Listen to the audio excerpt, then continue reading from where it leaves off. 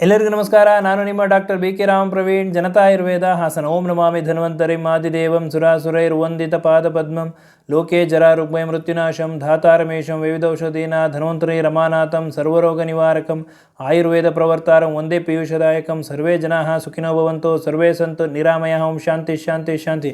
ವೀಕ್ಷಕರೇ, ಕಾಲು ಒಡೆತ, ಹಿಮ್ಮಡಿ ಒಡೆತ, ಬಿರುಕು ಬಿಟ್ಟಿದ್ದ ಸಂದರ್ಭದಲ್ಲಿ ಯಾವ ರೀತಿ ಮನೆಮದ್ದು ಮಾಡ್ಕೊಳ್ಳೋದ್ರಿಂದ ಈ ಒಂದು ಸಮಸ್ಯೆಯಿಂದ ನೀವು ದೂರ ಆಗ್ಬೋದು ಅನ್ನೋದನ್ನು ಇವತ್ತಿನ ಸಂಚಿಕೆಯಲ್ಲಿ ತಿಳಿಸ್ಕೊಡ್ತೀನಿ.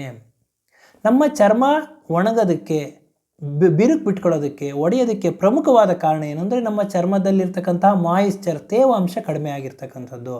ಹಾಗಾಗಿ ನಮ್ಮ ಚರ್ಮದ ತೇವಾಂಶವನ್ನು ನಾವು ಕಾಪಾಡ್ಕೋಬೇಕಾಗ್ತದೆ.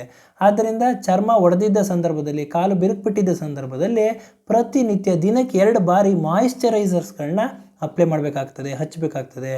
ಸ್ನಾನ ಆದ ನಂತರ ಈ ಮಾಯಿಶ್ಚರೈಸರ್ಗಳನ್ನ ಕಾಲು ಒಡೆದಿದ್ದ ಜಾಗಕ್ಕೆ, ಹಿಮ್ಮಡಿ ಒಡೆದಿದ್ದ ಜಾಗಕ್ಕೆ ಹಚ್ಚೋದ್ರಿಂದ, ಕ್ರೀಮ್ಗಳನ್ನ ಹಚ್ಚೋದ್ರಿಂದ, ಪೆಟ್ರೋಲಿಯಂ ಜೆಲ್ಲಿ ಇರ್ತಕ್ಕಂಥ ಕ್ರೀಮ್ಗಳನ್ನ ಹಚ್ಚೋದ್ರಿಂದ ಈ ಒಂದು ಕಾಲು ಒಡಕಿನ ಸಮಸ್ಯೆ ನಿವಾರಣೆ ಆಗ್ತದೆ.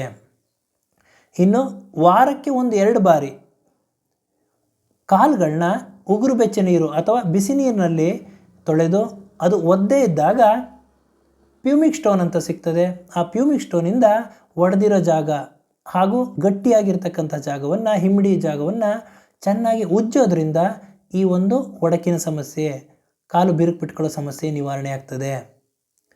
ಹಾಗೂ ಪ್ರಮುಖವಾಗಿ ಸ್ಲಿಪ್ಪರ್ಸ್ ಹಾಕ್ತೀವಿ ನಾವು ಜಾಸ್ತಿ. ಸ್ಲಿಪ್ಪರ್ಗಳನ್ನ ಹಾಕೊಳ್ಳೋ ಬದಲು ಸಾಕ್ಸು, ಶೂಗಳನ್ನ ಹಾಕೋ ಅಭ್ಯಾಸ ಇಟ್ಕೊಳ್ಳೋದ್ರಿಂದ ಚರ್ಮದ ಒಂದು ತೇವಾಂಶವನ್ನು ಕಾಪಾಡ್ತದೆ ಹಾಗೂ ಬಿರುಕು ಬಿಟ್ಕೊಳ್ಳೋದು, ಹಿಮ್ಮಡಿ ಒಡೆಯೋ ಸಮಸ್ಯೆ ನಿವಾರಣೆ ಆಗ್ತದೆ. ರಾತ್ರಿ ಸಮಯದಲ್ಲಿ ಮಾಯಿಶ್ಚರೈಸರ್ನ ಈ ಒಡಕಾಗಿರ್ತಕ್ಕಂಥ ಜಾಗದಲ್ಲಿ, ಹಿಮ್ಮಡಿ ಒಡೆದಿರೋ ಜಾಗದಲ್ಲಿ ಮಾಯಿಶ್ಚರೈಸರ್ಗಳನ್ನ ಹಚ್ಚಿ ಸಾಕ್ಸ್ ಹಾಕೊಂಡು ಮಾಡ್ಕೊಳ್ಳೋದ್ರಿಂದ ಈ ಒಂದು ಸಮಸ್ಯೆ ನಿವಾರಣೆ ಆಗ್ತದೆ. ಚರ್ಮದ ಒಂದು ಮಾಯಿಶ್ಚರ್ನ ಹಿಡಿದಿಟ್ಟಿರ್ತದೆ ಹಾಗೂ ಚರ್ಮ ಒಡಕು ಬರ್ತಕ್ಕಂಥ ಸಮಸ್ಯೆ, ಬಿರುಕು ಬಿಟ್ಕೊಳ್ಳೋ ಸಮಸ್ಯೆ ನಿವಾರಣೆ ಆಗ್ತದೆ. ಇನ್ನು ಕೆಲವೊಬ್ರು ಏನು ಮಾಡ್ತಾರೆ, ಕಾಲನ್ನು ಸೋಪ್ ಹಾಕಿ ಚೆನ್ನಾಗಿ ತೊಳಿತಾರೆ, ಕೆಮಿಕಲ್ ಇರ್ತಕ್ಕಂಥ ಸೋಪ್ಗಳನ್ನ ಹಾಕಿ ತೊಳಿತಾರೆ. ಈ ಥರ ಒಂದು ನಾವು ಹೆಚ್ಚಾಗಿ ಈ ಸೋಪು, ಸಾಬೂನನ್ನ ಹಾಕಿ ತೊಳೆಯೋದ್ರಿಂದ ಚರ್ಮದಲ್ಲಿರ್ತಕ್ಕಂತಹ ನೈಸರ್ಗಿಕ ಆಯಿಲ್ ಅಂತಂದರೆ ನ್ಯಾಚುರಲ್ ಆಯಿಲ್ ಅಂಶ ಕಡಿಮೆ ಆಗ್ತದೆ, ಚರ್ಮ ಒಣಗ್ತದೆ, ಡ್ರೈ ಆಗ್ತದೆ, ಆಗ ಚರ್ಮ ಒಡೆಯೋ ಸಾಧ್ಯತೆಗಳು ಹೆಚ್ಚಿರ್ತದೆ. ಆದ್ದರಿಂದ ಕಾಲು ತೊಳಿಬೇಕಾದ್ರೆ ಪ್ಲೇನ್ ವಾಟರ್ ಇಲ್ಲ ಬಿಸಿ ನೀರಲ್ಲಿ ಕಾಲನ್ನ ತೊಳೆಯೋದ್ರಿಂದ ಈ ಒಂದು ಸಮಸ್ಯೆ ನಿವಾರಣೆ ಆಗ್ತದೆ. ಇನ್ನು ನಾವು ಹೆಚ್ಚೆಚ್ಚು ನೀರು ಕುಡಿಬೇಕಾಗ್ತದೆ. ಯಾವಾಗ ನಮ್ಮ ದೇಹದಲ್ಲಿ ನೀರಿನಂಶ ಕಡಿಮೆ ಆಗ್ತದೋ, ಡಿಹೈಡ್ರೇಷನ್ ಆಗ್ತದೋ, ನಿರ್ಜಲೀಕರಣ ಆಗ್ತದೋ ಅಂಥ ಒಂದು ಸಂದರ್ಭದಲ್ಲಿ ಬಾಡಿ ಒಣಗ್ತದೆ, ಚರ್ಮ ಒಣಗ್ತದೆ, ಚರ್ಮ ಬಿರುಕು ಬಿಟ್ಕೊಳ್ಳೋ ಸಾಧ್ಯತೆಗಳು ಹೆಚ್ಚಿರ್ತದೆ. ಆದ್ದರಿಂದ ಪ್ರತಿನಿತ್ಯ ಹೆಚ್ಚೆಚ್ಚು ನಾವು ನೀರು ಕುಡಿಯೋದ್ರಿಂದ ಈ ಒಂದು ಚರ್ಮ ಒಡೆಯೋದು, ಬಿರುಕು ಬಿಟ್ಕೊಳ್ಳೋ ಸಮಸ್ಯೆ ನಿವಾರಣೆ ಆಗ್ತದೆ. ಇನ್ನು ಆಹಾರದ ವಿಷಯಕ್ಕೆ ಬಂತು ಅಂತಂದರೆ ಸಮತೋಲಿತ ಆಹಾರ, ಬ್ಯಾಲೆನ್ಸ್ಡ್ ಡಯಟ್, ಆಹಾರ ಪೋಷಕಾಂಶಗಳ ಭರಿತ ಇರತಕ್ಕಂತಹ, ಪೋಷಕಾಂಶಗಳು ಹೆಚ್ಚಿರ್ತಕ್ಕಂಥ ಆಹಾರಗಳನ್ನ ಸೇವನೆ ಮಾಡಬೇಕಾಗ್ತದೆ.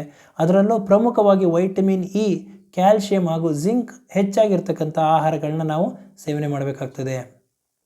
ಬಾದಾಮಿ ಸೇವನೆ ಮಾಡಬೇಕಾಗ್ತದೆ, ಪಾಲಕ್ ಸೊಪ್ಪು, ಬ್ರಾಕೋಲಿ, ಕೆಂಪು ದಪ್ಪ ಮೆಣಸಿನಕಾಯಿ ಸೊಪ್ಪು ಹಾಗೂ ಪ್ರಮುಖವಾಗಿ ಪಾಲಕ್ ಸೊಪ್ಪು, ಮೆಂತ್ಯ ಸೊಪ್ಪು, ಈ ಸೊಪ್ಪು ತರಕಾರಿಗಳನ್ನ, ಕಾಳು ಬೇಳೆಗಳನ್ನ ಹಾಗೂ ನಟ್ಸ್ ಆ್ಯಂಡ್ ಸೀಡ್ಸ್ ಹಾಗೂ ಈ ಒಂದು ಅವಕ್ಯಾಡೋ ಇವುಗಳನ್ನೆಲ್ಲ ನಾವು ಸೇವನೆ ಮಾಡೋದ್ರಿಂದ, ಬ್ರಾಕೋಲಿ ಇವುಗಳನ್ನ ನಾವು ಸೇವನೆ ಮಾಡೋದ್ರಿಂದ ವೈಟಮಿನ್ ಇ ಹಾಗೂ ಪೋಷಕಾಂಶಗಳು ಅಧಿಕವಾಗಿ ಸೇರಿಕೊಳ್ತದೆ ಹಾಗೂ ಕಾಲು ಒಡೆತ ಹಾಗೂ ಬಿರುಕು ಬಿಟ್ಕೊಳ್ಳೋ ಸಮಸ್ಯೆ ನಿವಾರಣೆ ಆಗ್ತದೆ.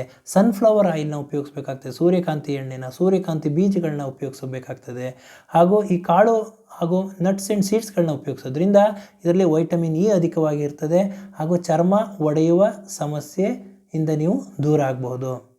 ಇನ್ನು ವಾರಕ್ಕೆ 2-3 ದಿನ ತೆಂಗಿನ ಎಣ್ಣೆ ಅಥವಾ ಈ ಒಂದು ಆಲಿವ್ ಆಯಿಲ್ನಿಂದ ಕಾಲು ಒಡೆದಿರೋ ಜಾಗಕ್ಕೆ ಚೆನ್ನಾಗಿ ಹಚ್ಚಿ ಮಸಾಜ್ ಮಾಡೋದ್ರಿಂದ ಈ ಕಾಲು ಒಡೆತ, ಹಿಮ್ಮಡಿ ಒಡೆತ ಸಮಸ್ಯೆ ನಿವಾರಣೆ ಆಗ್ತದೆ.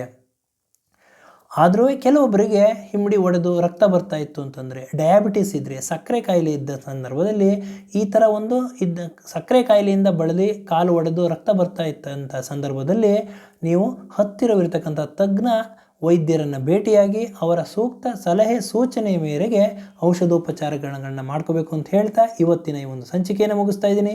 ನನ್ನ ಈ ವಿಡಿಯೋ ತಮಗೆ ಇಷ್ಟವಾಗಿದ್ದಲ್ಲಿ ಲೈಕ್ ಮಾಡಿ, ಶೇರ್ ಮಾಡಿ ಹಾಗೂ ನನ್ನ ಎಲ್ಲ ಮುಂದಿನ ವಿಡಿಯೋಗಳಿಗಾಗಿ ಸಬ್ಸ್ಕ್ರೈಬ್ ಮಾಡಿ. ಧನ್ಯವಾದಗಳು.